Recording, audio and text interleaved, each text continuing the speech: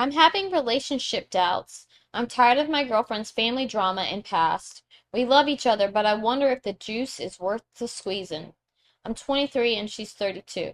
Well, do you see yourself having kids with her? Because if you do have kids with her or see yourself having kids with her, then what do you think about her family helping to co-parent?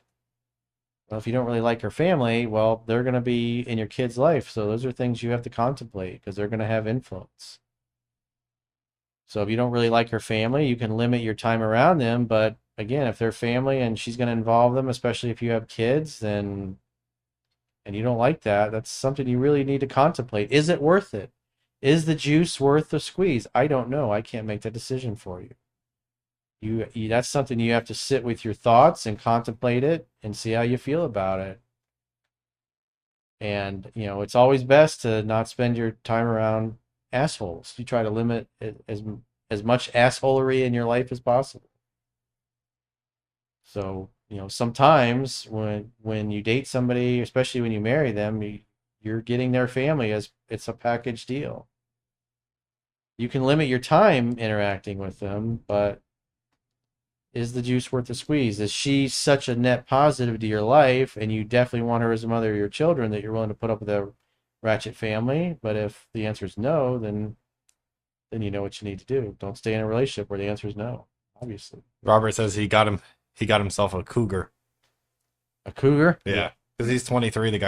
She's 32. Yeah, I mean, why at 23 do you want to be in a long-term relationship with somebody that's that much older? How do I tell the Colombian girl I'm seeing without offending her that I'm not going to talk to her in English anymore because her English is bad and we've had serious misunderstandings? Talk to her in Spanish. Just talk to her in Spanish. And if she asks you, no, switch to English, just say, well, when your English gets better, I will. But that's how she's probably learning is talking to him in English.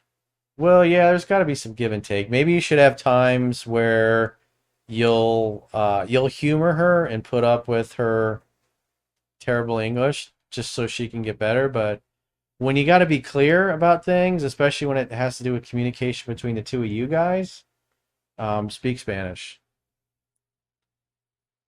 Yeah, you wouldn't want to have a serious conversation if Yeah, don't English. don't if you can't understand English, don't have serious conversations in English. That's cock blocking yourself. Don't cock block yourself. It's a bad way to go.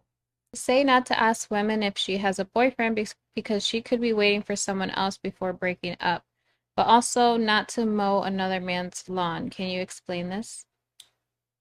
Well, I was just that example I just went through. Everything in the book is not etched in stone. It's going to give you a higher incidence of success. But in that case, if the woman's got a boyfriend and she's waiting for somebody, but it's like, shoot your shot. But the other problem is you also got to wonder, is she going to cheat on the guy? Because if she cheats on him with you, but again, a loyal woman's going to come right out and say, hey, I have a boyfriend, or hey, I'm seeing somebody. So you can try both approaches. I typically, when I've been always been single, I don't ask. And if a girl is taken, she'll tell you. If you have confidence and swagger and a girl's eye fucking you, you're just gonna assume she likes you. So you're gonna go up and you're gonna hit on her and you're gonna ask her out. But if you're not sure of yourself, and you're like, do you have a boyfriend? What sounds more confident? Asking a girl that you've been talking to, hey, we should get together for a drink sometime. Because then she can say, hey, I have a boyfriend.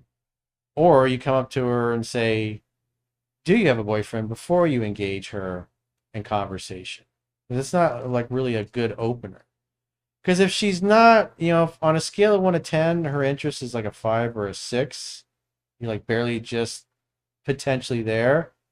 And if you say, do you have a boyfriend? And she's not really that into it, she might just be dismissive and say, yes, I do, when she doesn't. But if you chat and you start asking her questions and you spend 7, 8, 10 minutes talking to her, and when you first approached her, she was like, oh, what does this guy want? And then 10 minutes after talking to you, she's like, this guy's amazing. Now she likes you more. And then you ask her out, she says yes, versus If you don't engage with her in conversation and your opener is, do you have a boyfriend? The first case, asking her if she has a boyfriend, she's going to dismiss you. But if you ask her out after talking to her for 8 or 10 minutes, she warmed up to you more. She liked you even more after you engaged with her in conversation. And so she'll say yes to you when you ask her out, versus if you start with, do you have a boyfriend, she'll reject you outright. So the women with the lower interest, you'll lose those women because they'll just outright reject you.